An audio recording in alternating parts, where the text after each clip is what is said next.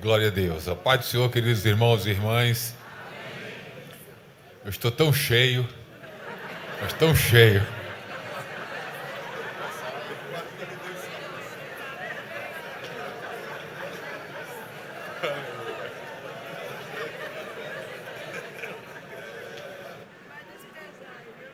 Pastor Genival, sempre aprendendo, né? Sempre aprendendo.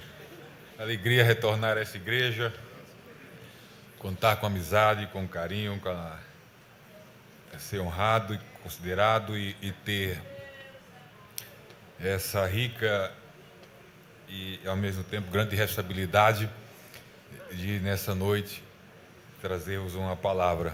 Feliz em revê-los, nossos companheiros, pastor Daniel, somos os visitantes, né, mais alguns, todos os demais companheiros, pastores, membros da mesa. Trago a saudação do pastor Roberto José, da igreja que está ali em Abreu Lima, e conto com a graça de Jesus e com as vossas orações nesse riquíssimo e precioso tempo que nós temos neste culto de celebração da Santa Ceia do Senhor. Para isso, eu convido os irmãos que puderem abrir a Bíblia na primeira epístola do apóstolo Paulo aos Colossenses, em seu capítulo 1, a partir do versículo 13.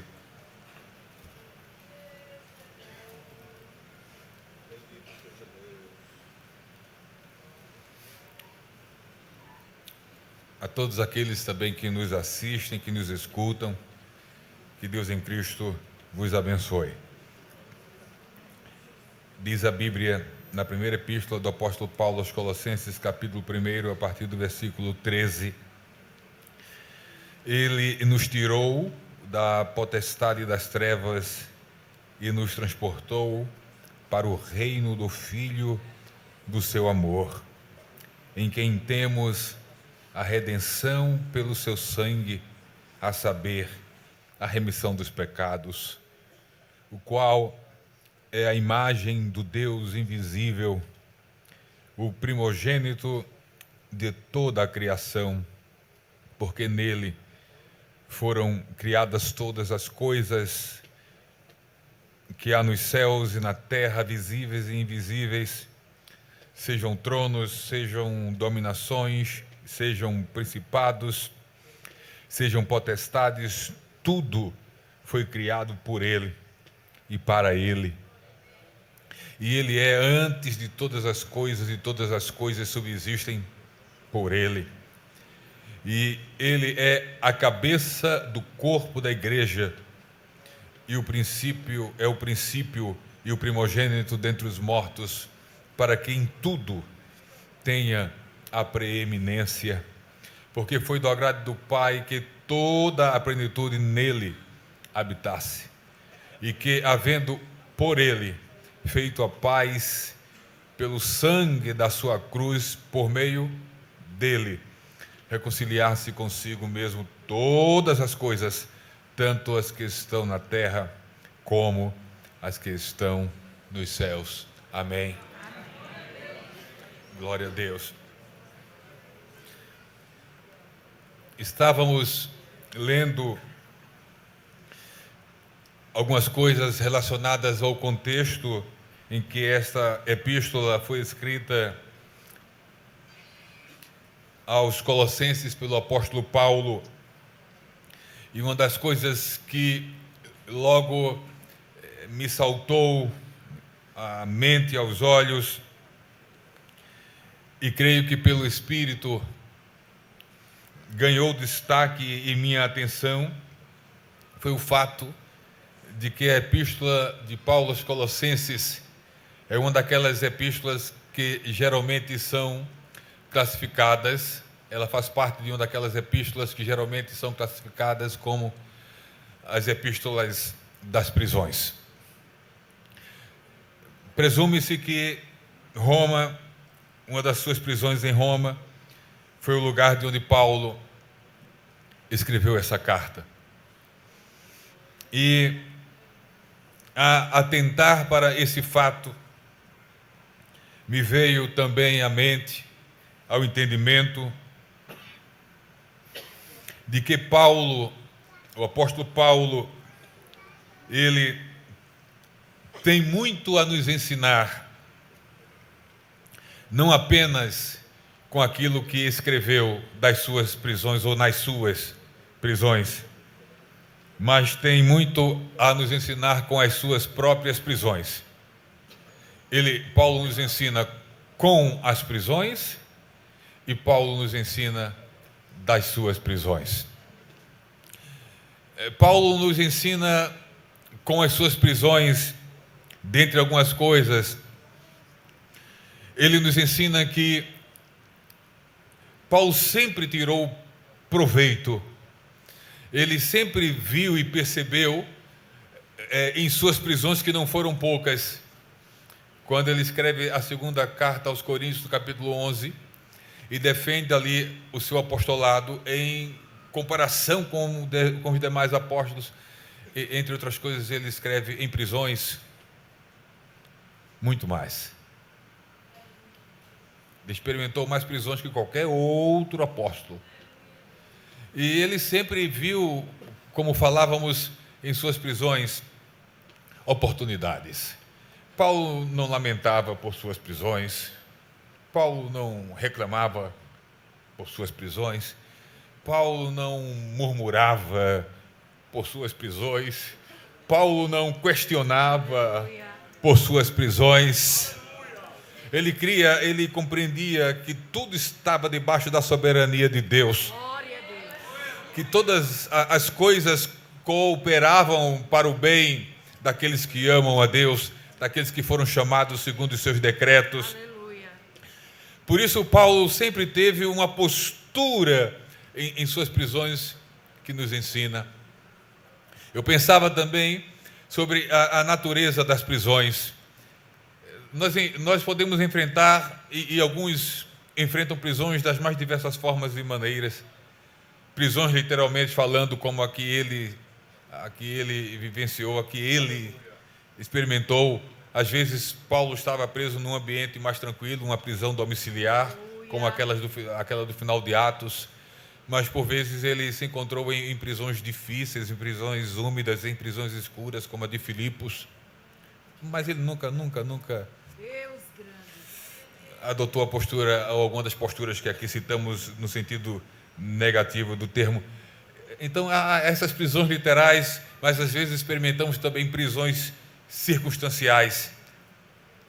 Não estamos presos, por vezes, literalmente a um lugar, mas às vezes nos sentimos presos a uma circunstância, a uma situação.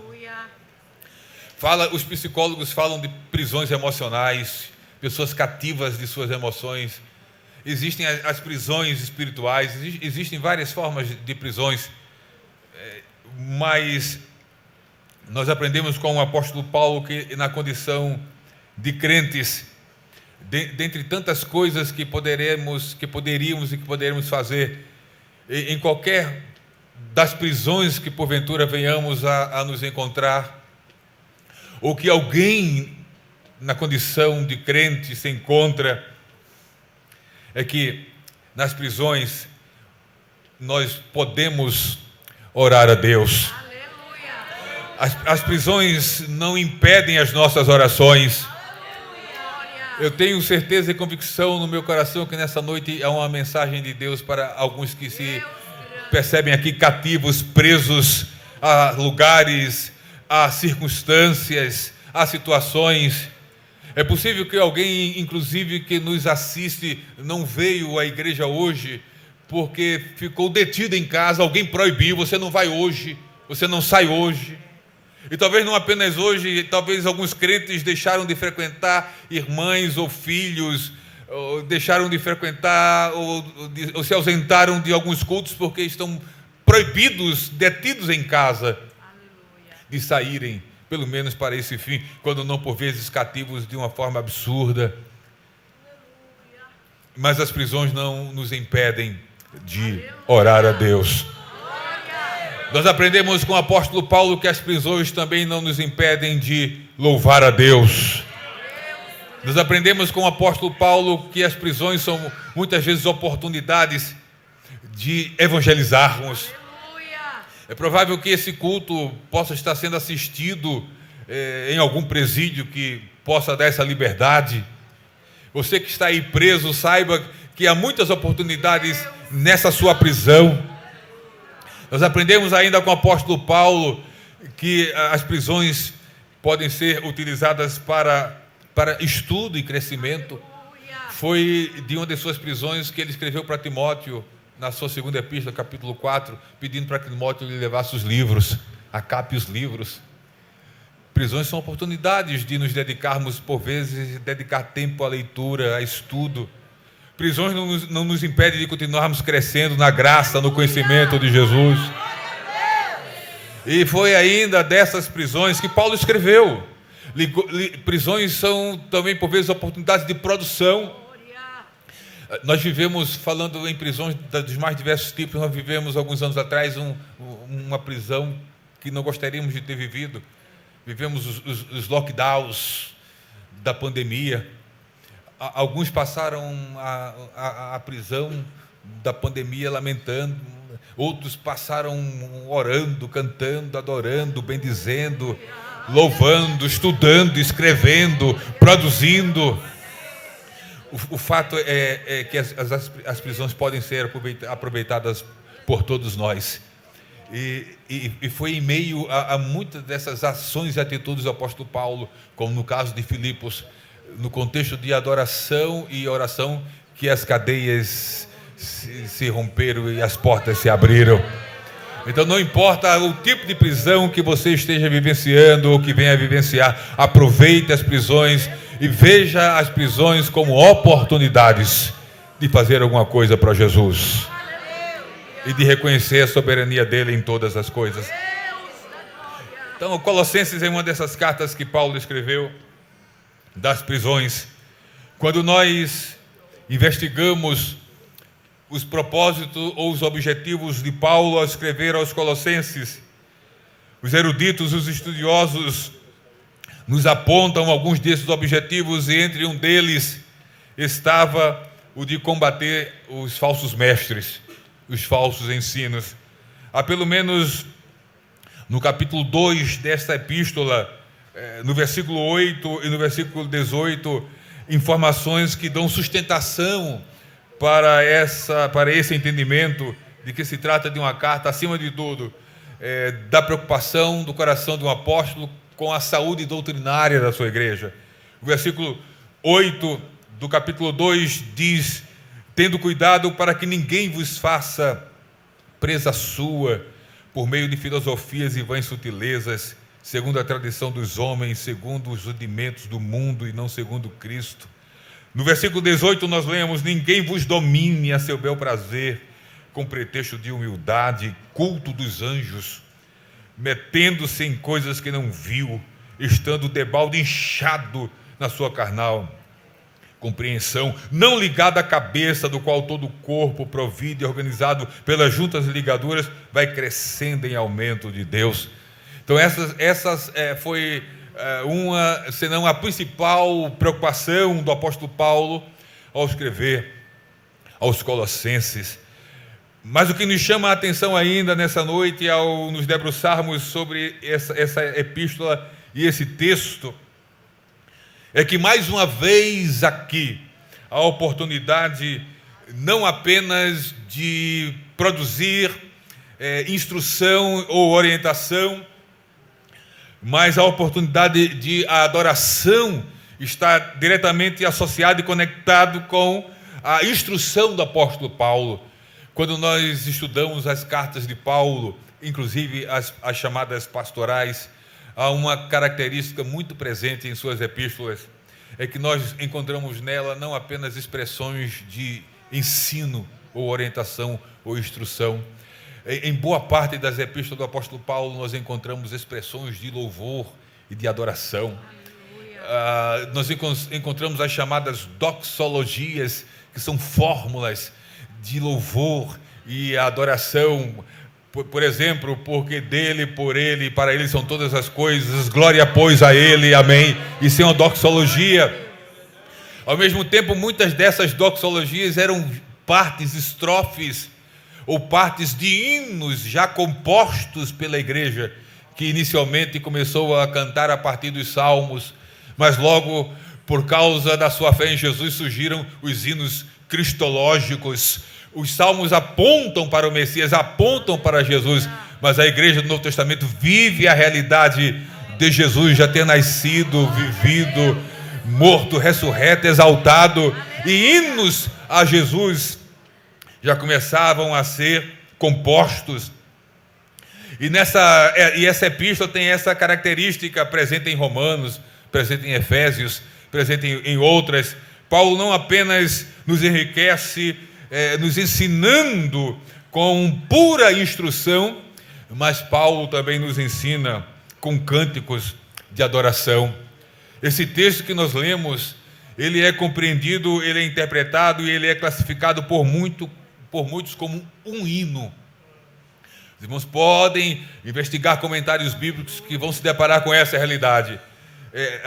A fórmula, a maneira, o modo como o texto é escrito aponta para que isso aqui seja ou fosse parte de um hino registrado por Paulo aqui na epístola aos Colossenses.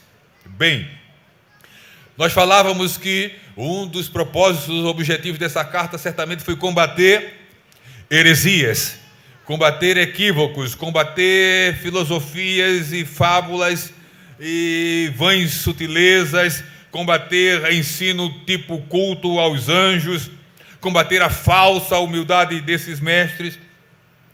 E Paulo assim tinha duas maneiras de combater esses erros. Paulo combatia pela instrução e Paulo combatia com a adoração. A adoração, a música é algo que pode estar a serviço da igreja como instrumento de transmissão da sã doutrina, de transmissão da ortodoxia, daquilo que a igreja crê. Com os hinos que cantamos, ou fortalecemos a nossa doutrina, ou distorcemos a nossa doutrina. Quem é músico, quem canta e ama a palavra de Deus e frequenta cultos de ensino, e frequenta a escola dominical, e frequenta a escola de teologia da igreja, não canta heresia, só canta ação doutrina, só canta a palavra de Deus, porque isso promove a glória de Deus e a edificação da igreja. Então Paulo faz isso. É muito provável pelo teor desse texto que uma das coisas que a nível da doutrina que foi atacada pelos falsos mestres em Colossenses foi sobre a pessoa, a natureza e a obra de Jesus. As primeiras heresias que surgiram na história da igreja foram direcionadas contra a pessoa de Jesus. Sua natureza, sua origem. Muitas coisas, e isso se prolongou ao longo da história da igreja, mas o tempo é preciosíssimo.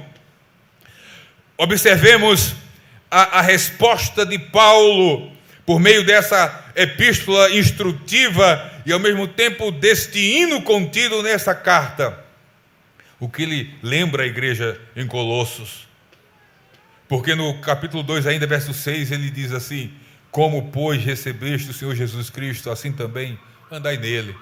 Permaneça, do jeito que você recebeu Jesus, permaneça nele, permaneça nele, permaneça nele, permaneça nele. Então não há modo melhor de fortalecer a nossa crença em Jesus, representado nessa noite, sua pessoa e sua obra, no pão e no cálice, no vinho, do qual participaremos. Não há nada melhor que resgatar, que lembrar, que reafirmar algumas verdades acerca de Jesus. Apenas citarei, sem prolongar-me em comentários, algumas verdades acerca da pessoa de Jesus, que nessa noite recebe honra, louvor, glória e adoração da sua igreja. O versículo 13 que nós lemos no capítulo 1 da carta de Paulo aos Colossenses nos diz, falando do Pai: Ele nos tirou da potestade das trevas e nos transportou para o reino do Filho, do seu amor. Eu estava pensando se eu fosse dar um título a esse hino aqui. eu daria o seguinte título. Tantos outros irmãos depois podem ler, rever esse hino, pode dar o título que achar melhor. Não há problema em fazermos isso. Se eu pudesse dar um título a esse hino, eu daria o seguinte título: Ele é.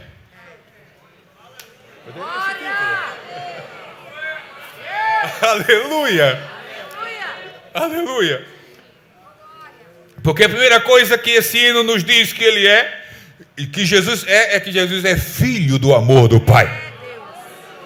É filho do amor do Pai por nós, filho do amor do Pai por todos os pecadores, filho do amor do Pai pelo mundo, filho do amor do Pai por sua igreja, e filho do amor do Pai pelo próprio Filho, porque do Filho ele disse: este é meu Filho amado, meu Filho amado, meu Filho amado, meu Filho amado em quem eu me comprazo. Então ele é filho do seu amor. A segunda coisa que nós encontramos aqui, que Jesus está no verso 14, ele é o nosso Redentor, porque nele temos a redenção. Ele é o nosso remissor, porque pelo seu sangue também fomos remidos do nosso pecado.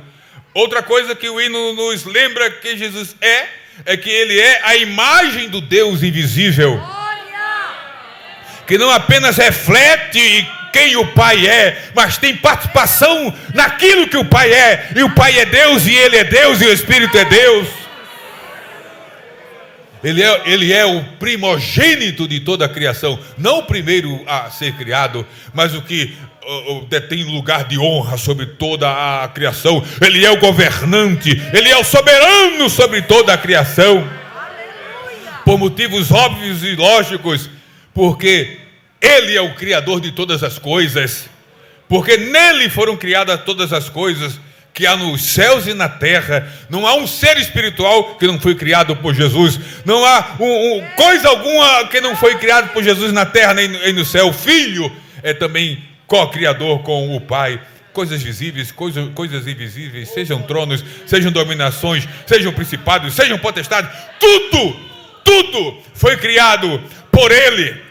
Ele é a fonte primária de todas as coisas, e tudo foi criado para Ele. Ele é a fonte final, o objetivo final de todas as coisas. Ele é o alfa, Ele é o ômega, Ele é o começo, é o fim, é a razão e o propósito de todas as coisas.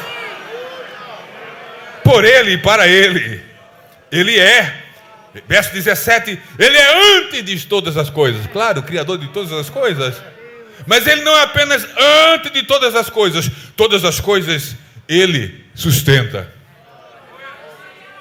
Ele continua sendo, Ele é o cabeça do corpo, a igreja, e o princípio e o primogênito dentre os mortos, para quem tudo tenha a preeminência. Preeminência é primazia.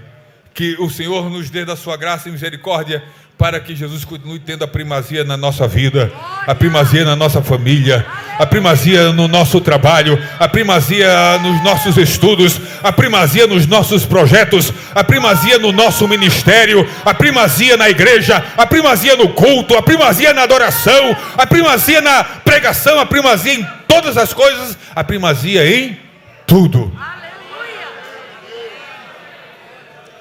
Primeiro lugar em tudo. Aleluia, para que em tudo tenha a preeminência.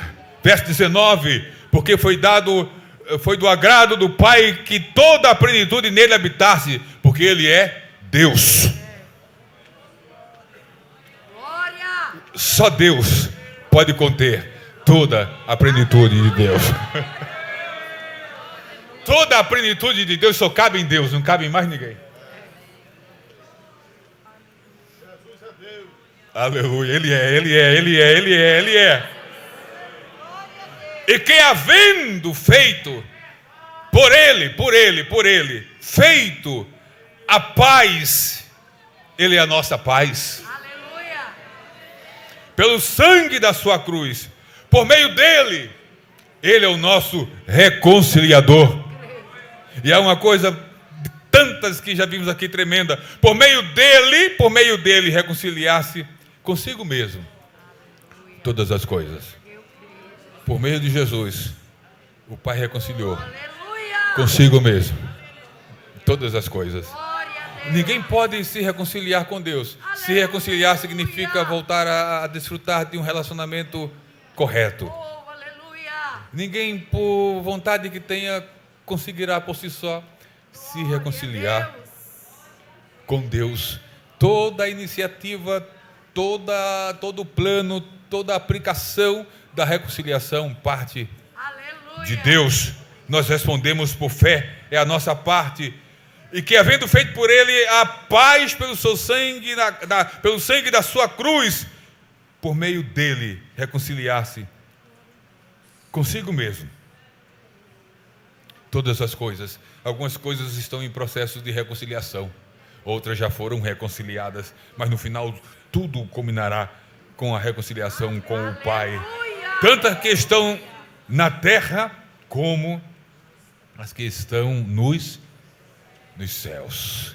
Então Paulo, no combate às heresias, introduz a epístola com este hino de adoração e de louvor, com esse hino que não apenas que aponta para quem Jesus é, o que Ele fez, resgata, restaura e fortalece tudo aquilo que Ele já tinha passado, ou que aquela igreja tinha aprendido através de Epáfras, que ali executou um brilhante trabalho à frente daquela igreja. Nessa noite, queridos irmãos e irmãs, quando estamos sentados e juntos para ceiarmos, que estes elementos que fazem parte da ceia, da qual nós vamos participar, que eles, mais uma vez, reafirmem, que eles fortaleçam a nossa fé, nos lembrando de quem Jesus foi, continua sendo e sempre será, nos lembrando daquilo que Ele fez e daquilo que Ele fez por seu sangue e que resultou em vida, em libertação, em transformação, em gozo, em paz, que nos transportou de onde estávamos para onde estamos agora. Então que todos esses atos, todo esse momento, todos esses elementos nos lembrem quem Jesus é. Nos lembre o que Ele fez e nos lembre o lugar dele em nosso meio. E não há outro, é o primeiro, é o primeiro, é o primeiro, é o primeiro, é o primeiro, é o primeiro. A Ele, pois, a glória desde agora e para todos sempre. Amém.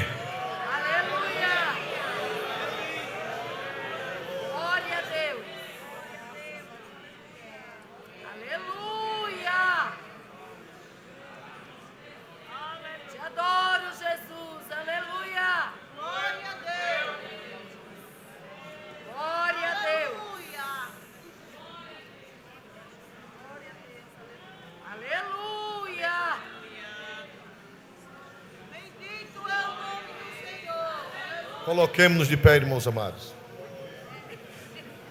Meus irmãos,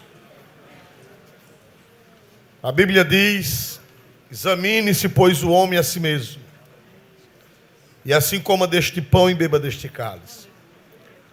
Quem ainda não é batizado nas águas, quem está disciplinado ou está em estado irregular espiritual, não receba este pão e nem receba o cálice. Mas eu quero dar uma palavra boa a você. Você que não é batizado nas águas, brevemente você vai se batizar. E você que está irregular, fora de comunhão, procure o seu pastor e peça a sua reconciliação. E brevemente você estará também comungando deste pão e deste cálice. Quem pode dizer glória a Deus por isso? Amém? O Senhor Jesus, na noite que foi traído, havendo tomado o pão em suas mãos, deu graças. E havendo dado graças, o partiu e o deu aos seus discípulos, dizendo: tomai e comei todos vós. Isto é meu corpo, que é partido por vós. Fazei isto em memória de mim. Pastor Amaro, por gentileza, consagre o pão a Deus.